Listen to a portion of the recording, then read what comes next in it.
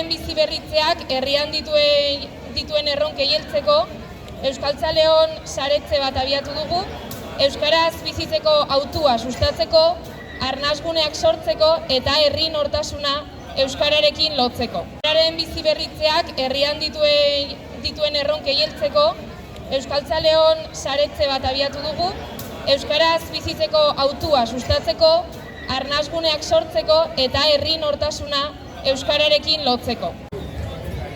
Guk epertaineko bidea hasi dugu, Kostaperron elkartea euskararen arnasgune izan dadin.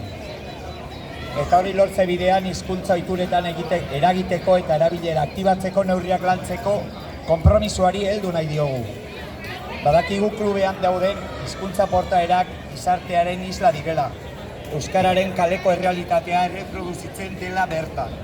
Bestetik, Donibaneko herritarrok euskara erabiltzeko erabakia egin dezagun lehen hitza eta bigarrena euskaraz beti eta hirugarrenean aurrera alde guztietan.